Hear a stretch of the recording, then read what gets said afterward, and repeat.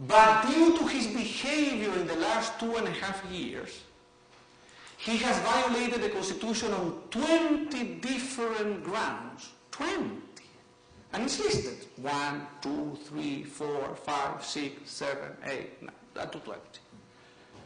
And therefore he has become an illegitimate president.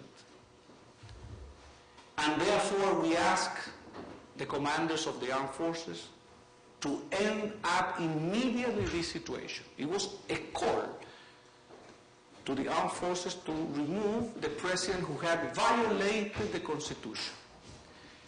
I always say, imagine the German parliament having done the same in 1933, because as you may remember, Hitler was elected democratically, totally democratically.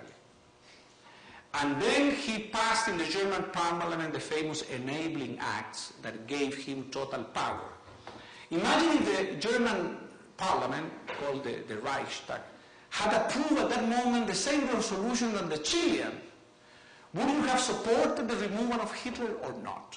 I would, incidentally. And 40 million people will be alive today.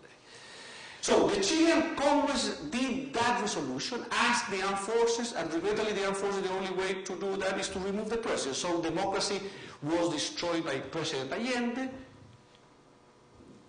The Chamber of Deputies certified it with the resolution of August 22nd, and the military, who were the only force in Chile that could have removed Allende. Now, we're very sorry about that.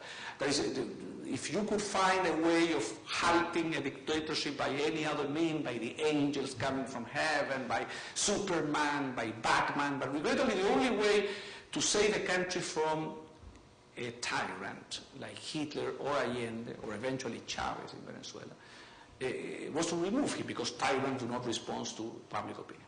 So democracy, you see, was broken dead. And as you see, up to now, this has nothing to do with pensions at all.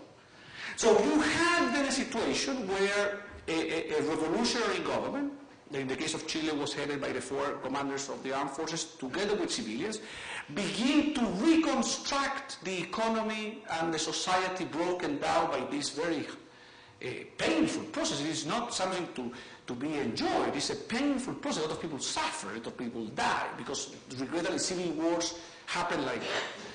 Now, in the reconstruction of this economy and this democracy,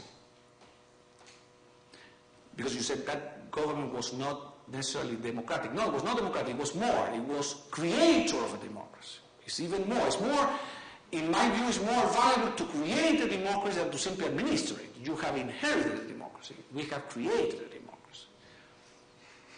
It's interesting when you incidentally I arrived after all this. I was at Harvard when all this was happening. I came back to Chile in 1975 after the Civil War was over to help create a democracy.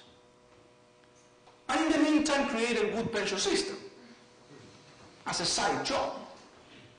And we did it, because we created a constitution, the Constitution of 1980, as you know very well probably, and then we set up a constitutional path, and on March 11, 1990, that government that created the Chilean democracy of today gave back power to the civilians once the country has been built up again economically, socially, and politically. That's why the country now is in total peace, and despite being long and narrow, has the highest per capita income. So, your question has nothing to do. You see, the fact that the government at that moment was a pre-democracy government, a builder of democracy government, a non-democracy, whatever you want to put it, has nothing to do with pension reform. There is no cost of a political cost of creating the pension reform. The government was there anyway. So it could either have been like 100 military governments in Latin America who stay in power for 5, 10, 15 years and do nothing, or during that period you can create a free market economy, a pension reform, etc., etc. But there is no cost of the pension reform politically, because it has nothing to do. It's not that the Allende government was removed in order to create personal accounts. Not even Lenin has said that, you see. No. The Allende government was removed because it was violating the Constitution. Now, that is our system, you see, our decision in Chile, and this decision in Chile was approved supposedly by a large majority of the people in Chile. And we are very happy of not having had 50 years of communism. Now, I admit that some other people could decide to have 50 years of communism and be free after 50 years. Like Cubans, for example, are in that case. Fidel Castro is now exactly 48 years in power.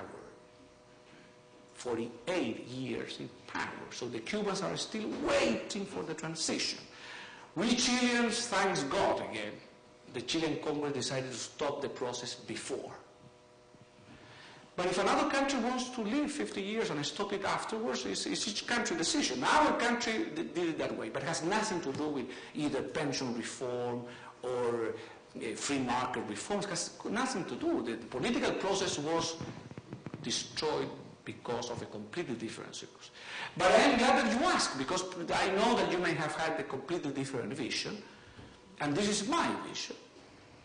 Check it, but read the August 22nd, 73 resolution, because it's impressive, really. It's a Congress who tells a government, you are violating the Constitution.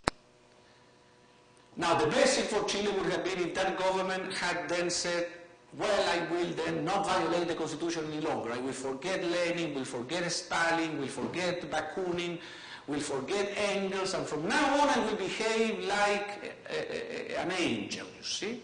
That would have been the best. But those things do not happen, regrettably. The Hitlers of this world do not stop under that. So sometimes you have to confront a tyrant removing him. Even though it's painful and difficult, but it's the noble thing to do. We prefer not to live 50 years under a dictatorship of any sort. And the Chilean system was not a dictatorship because it precisely was a government creating a democracy. No dictatorship, of course, gives away power. So by definition, it's a country that is in an exceptional circumstance, in a revolutionary situation, and from the first day says, we will have democracy at the end. Now, it could be debated, and it will be debated forever, if the number of years to have that return to democracy was too much or not too much. You see, there are some people in Chile who said it should have been longer, and some people who say it should have been shorter. Well, number of years are always debatable. And so, but the essence of the Chilean situation was that democracy was destroyed by President Allende. The military saved Chile from communism first, then created the best economy in the continent, and then created a constitution that created the best democracy in the continent, and Chile today is the most peaceful, stable, and richest country in Latin America. Not a bad result. Another question, or we finish here? We finish here. Thank you very much.